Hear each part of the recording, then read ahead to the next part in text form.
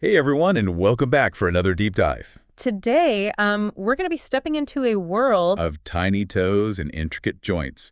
We're diving into, congenital foot conditions, specifically clubfoot and metatarsus adductus. that's right, And by the end of this deep dive, you'll really understand these conditions, their treatments. and why catching them early is so crucial. Exactly. We're going to untangle what makes these conditions tick Okay. and why early intervention is really the name of the game here. Okay, so let's unpack clubfoot first. Now, the official medical term is a bit of a mouthful. It is. It's congenital talipes equinovarus. But don't worry, we'll stick with clubfoot for everyone's sanity. Probably a wise choice. And you know what's so fascinating is that while clubfoot might sound Self-explanatory, its actual cause is still a bit of a medical head-scratcher. real, Despite being the most common congenital foot abnormality, it remains somewhat of a mystery. wow, I had no idea. A medical enigma. So you're saying we see it all the time? But we don't actually know what causes it. Precisely. There are a bunch of theories, of course. Some researchers point to extrinsic pressure on the fetus during pregnancy. Others to genetics. There's even a thought that neuromuscular issues during development could be a factor. It's likely a perfect storm of causes, making it a multifaceted condition to unravel. Yep. Okay, so multiple possible culprits. Which makes sense considering how common it is. I read that clubfoot affects about 0.662 out of every 1,000 live births. That's way more common than I would thought. It really is, and get this, it's twice as common in males compared to females. Wow. And this pattern, it pops up in other congenital conditions too. And it's got researchers digging deeper to understand why that is. Some are even looking at specific genes and how they might be playing a role in this gender difference. It really makes you wonder. What could be driving that difference? So let's talk about what happens when a baby is diagnosed with clubfoot. We've emphasized early intervention being key. What does that actually look like? Well, the first step is a prompt diagnosis, ideally within those precious first few days of life. And, when we're talking about the severity of clubfoot, We're not just looking at how it looks, we're looking at how flexible the foot is, so not just whether the foot is turned inward. but how much movement is possible. Exactly. A more flexible foot typically responds much better to treatment. That initial assessment gives doctors a roadmap for the best course of action. So what does that roadmap look like? What are the treatment options, especially in those first crucial weeks and months? Well, the good news is that conservative treatment is often the first line of defense. Especially in those early days. Think of it as a gentle coaxing of the foot back into alignment. Okay, I like that gentle coaxing. It sounds a lot less intimidating than I imagine some people might think. What does that coaxing involve? It usually starts with some serious stretching.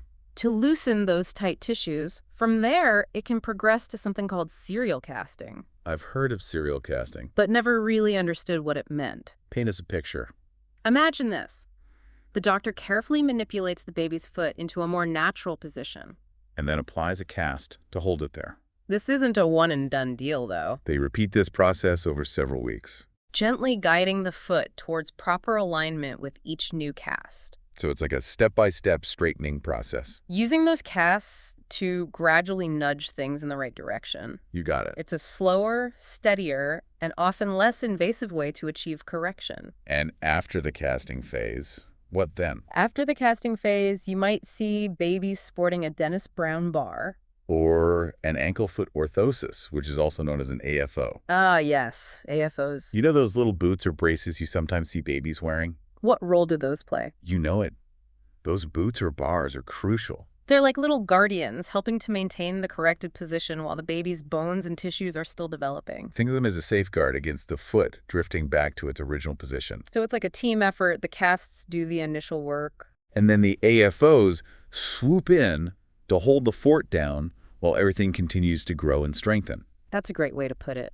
And because we're intervening so early, these non-surgical options often have the best chance of success. That early window of opportunity is pure gold. That makes a lot of sense. But I know it's not always as simple as casting and bracing. Sometimes surgery becomes necessary, right? That's right. And we'll delve into those surgical interventions when we come back. So we've explored those early conservative approaches to treating clubfoot. But our research also mentioned surgical options. Right. When do those come into play? You're right. Sometimes conservative treatment alone isn't enough. When that happens, surgery might be necessary. This typically happens a bit later down the line, usually around ages 4 to 6. If those early interventions haven't really achieved those desired results, At that age, I imagine the foot has grown significantly. and the challenges might be different. What types of surgical procedures are we talking about here? You're spot on. A bigger foot comes with different considerations, There are several surgical techniques. each tailored to the specific needs of the child and the nature of their clubfoot, One common procedure is called a decancellation. which focuses on a bone called the cuboid. Okay, and refresh my memory. Where's the cuboid bone? It's a small but mighty bone that sits on the outer side of the foot. Right in front of the heel bone, In clubfoot, the cuboid can be a bit out of alignment, contributing to that inward turning of the forefoot. which is also known as forefoot adductus. So with the decancellation, surgeons are essentially reshaping the cuboid bone. To address that forefoot adductus, Precisely. it's like a fine-tuning procedure, helping to realign the forefoot and improve overall foot mechanics. That makes sense. And our notes also mention something called osteotomies as a surgical option. What's the story with those? Osteotomies are a bit more involved, They're used to address bone alignment in the forefoot. and sometimes even in the midfoot, depending on the complexity of the clubfoot, Essentially, it involves surgically cutting and repositioning the bones. to create a more natural alignment, It sounds like osteotomies are like the heavy lifters of clubfoot surgery. addressing those bony structures directly. Our notes also mention a triple arthrodesis. That sounds a bit intimidating. The triple arthrodesis is definitely the most radical surgical option. And is usually reserved as a last resort. Essentially, it involves fusing. Think of it like welding the bones in the back of the foot together. Wow, welding the bones together. Why would that be necessary? This fusion restricts movement in the foot. Which sounds drastic, but it provides a stable base. For those with severe rigid clubfoot that hasn't responded to other treatments, Imagine fusing building blocks together to provide a stable base. that's sort of what's happening with a triple arthrodesis. That's a great analogy. So it's typically reserved for older children with very stiff feet. Who haven't benefited from other treatments. It really highlights the importance of early intervention. The more progress that can be made early on, the better the long-term outcomes for the child. Absolutely. It underscores that those early interventions we talked about can make a world of difference. Speaking of different but related conditions, Let's switch gears to Metatarsus Adductus. you mentioned this condition earlier, And I'll admit, I used to think clubfoot and Metatarsus Adductus were the same. but they're distinct, right? You're right, they are distinct. Well, they might look similar to the untrained eye. There's a key difference. With Metatarsus Adductus, the heel and ankle are usually in their normal positions. It's primarily the forefoot that curves inward. So while both conditions involve an inward turning, Metatarsus adductus focuses solely on the forefoot. what are the implications for treatment? That's a great question. Because the heel is typically unaffected in Metatarsus Adductus. Treatment often zeroes in on that forefoot curvature. And how is that different from clubfoot treatment? Are we still talking stretching, casting, and bracing? You're on the right track. There are definitely overlaps in the treatment approaches, We see serial casting used here as well. though the positioning and type of cast might differ. And AFOs are also common in managing Metatarsus Adductus. Again, with potential tweaks in the design to specifically target that forefoot curve. So the toolbox is similar. But the tools themselves might have some subtle differences. Our research mentions a B-backs boot being used for Metatarsus Adductus. What's special about those? Ah, the B-backs boot. It's a fantastic alternative to casting, especially for babies and younger children, This boot allows for gradual adjustment of the forefoot position. and is less restrictive than a cast, That sounds much more comfortable. and probably more fun for the little one. Why is it a good option for Metatarsus Adductus specifically? Well, it allows for more natural movement while still providing that gentle corrective force. And because it's adjustable, It can grow with the child, allowing for ongoing correction as needed. so it's adaptable and less restrictive. Are there any downsides to the B-backs boot compared to, say, serial casting? Like any treatment, it has its pros and cons. The B-backs boot might not be suitable for all cases of Metatarsus Adductus. For more severe curves, casting might still be the better option for initial correction. That makes sense. So even though Metatarsus adductus is often considered less complex than clubfoot, There are still situations where more involved interventions might be necessary, exactly, and it underscores a crucial point. Every case whether it's clubfoot or Metatarsus adductus, is unique, that individuality is so important to keep in mind. especially for parents navigating these conditions. Speaking of parents, what's the key takeaway they should have when it comes to these conditions? It sounds like when it comes to these conditions, knowledge is definitely power. The more parents know, the earlier they can seek help and give their child the best possible start. Absolutely. Early detection and treatment are critical for both clubfoot and metatarsus adductus.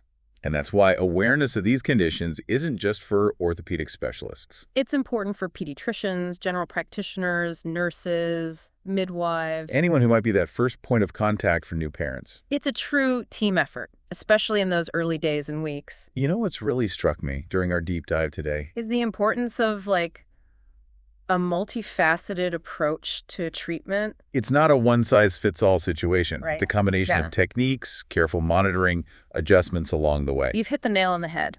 It's about tailoring that approach for each child, recognizing that every foot is different. Just like every child is different. And that's where the expertise and experience of those medical professionals really shines through. They can look at the whole picture and determine the best course of action. And speaking of the bigger picture, We've talked about how common these conditions are. but we haven't really touched on the long-term outlook. What can parents realistically expect if their child has clubfoot or metatarsus adductus? That's an important question.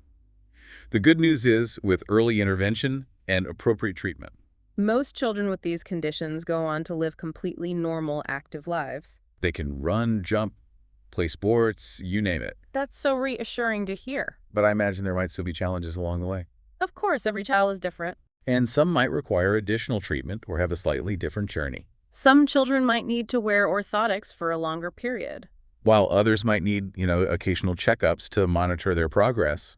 It's not uncommon for children who've had clubfoot treatment to have slightly smaller feet or calves. Or even some stiffness. So open communication with healthcare providers is essential. Regular checkups, addressing any concerns, and ensuring that the treatment plan is still on track. What about the role of physical therapy? It seems like that would be a crucial part of the equation, helping these kids build strength and mobility, Absolutely. Physical therapy plays a vital role in treatment. especially in those early years, It helps strengthen those tiny muscles, improve range of motion. and teaches those little ones how to move those newly aligned feet correctly. It's amazing how much progress has been made in treating clubfoot and metatarsus adductus. It's no longer the daunting diagnosis it once was. But it's clear that research is ongoing. What are some of the areas where researchers are really focusing their efforts? One exciting avenue is genetics, Researchers are digging deep into the human genome. trying to pinpoint specific genes that might be linked to these conditions. Imagine if we could identify those genetic markers early on. It could revolutionize early intervention. That would be incredible. Mm. Early identification could open doors to new, potentially even more effective treatments. It's amazing to think about the possibilities. Well, As we wrap up our deep dive into the world of clubfoot and metatarsus adductus, what's the final takeaway you want to leave with our listeners? I think the most important thing to remember is that early intervention is key. If you notice something unusual about your baby's feet, Don't hesitate to speak to your doctor. the sooner these conditions are addressed, the better the long-term outcomes. Early detection, open communication with your healthcare team, and a good dose of hope. Those seem to be the recurring themes of our deep dive today. It's been an incredible journey exploring these surprisingly common conditions. And I think we've all come away with a deeper understanding of the challenges. And more importantly, the incredible possibilities for these little ones. I completely agree. And on that note of hope and progress, we'll wrap up this deep dive. We hope you found it insightful, and as always, we encourage you to keep that curiosity alive. Until next time.